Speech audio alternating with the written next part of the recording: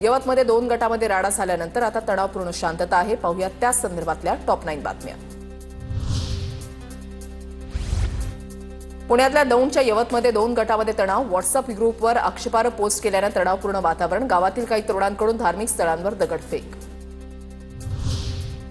मंदिरामध्ये एक अज्ञाताने मूर्तीची तोडफोड केली। व्हायरल मेसेज आल्यानंतर उद्रेक झाला। यवत ग्रामस्थांची माहिती। छत्रपती शिवाजी महाराजांच्या पुतळ्याचा अवमान। मशिदीवर दगडफेकीनंतर उद्रेक। पोलिसांकडून वेळीच घटनास्थळी धाव घेत परिस्थिती नियंत्रणात आणण्याचा प्रयत्न। कुणीही कायदा हाती घेऊ नका, शांतता राखा। यवतमधल्या तणावानंतर मुख्यमंत्री फडणवीसांचं आवाहन। आक्षेपार्ह स्टेटस ठेवणाऱ्यांवर कारवाईचा इशारा। परिस्थिती नियंत्रणामध्ये आहे। जाणीवपूर्वक काही लोक तणाव निर्माण झाला पाहिजे अशा प्रकारचे स्टेटस ठेवून किंवा तशा प्रकारच्या घटना या घडवताना त्या ठिकाणी पाहायला मिळतात।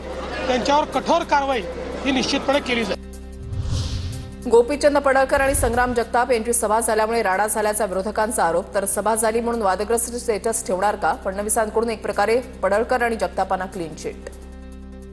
की सभा झाल्यानंतर असं स्टेटस ठेवण्याची मुभा दिली आहे का कोणाला? त्यामुळे सभेचा आणि याचा संबंध जोडण्याचं काही कारण नाही आहे।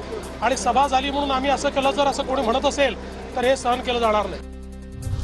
यवतमधील परिस्थिती पूर्णपणे नियंत्रणात। भीतीचं कुठलंही वातावरण नाही। जातीय सलोखा राखा, अफवांवर विश्वास ठेवू नका। मोठा पोलीस बंदोबस्त तैनात। अजित पवारांकडून यवतमधील परिस्थितीचा आढावा।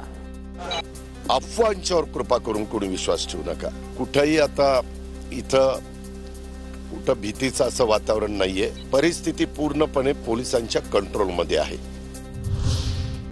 पुणे ग्रामीण पोलीस अधीक्षक सुनील गर्ग यांनी परिस्थितीचा आढावा घेतला। आक्षेपार्ह पोस्ट करणाऱ्या तरुणाला ताब्यात घेऊन कारवाई सुरू। परिस्थिती नियंत्रणात असून अफवांवर विश्वास न ठेवण्याचं आवाहन। 2 गटातील तणाव, दगडफेक आणि जाळपोळीनंतर यवतमध्ये पोलिसांचा रूट मार्च। गावात शांतता राखण्यासाठी पोलिसांचा मोठा बंदोबस्त। यवतमध्ये सध्या तणावपूर्ण शांतता।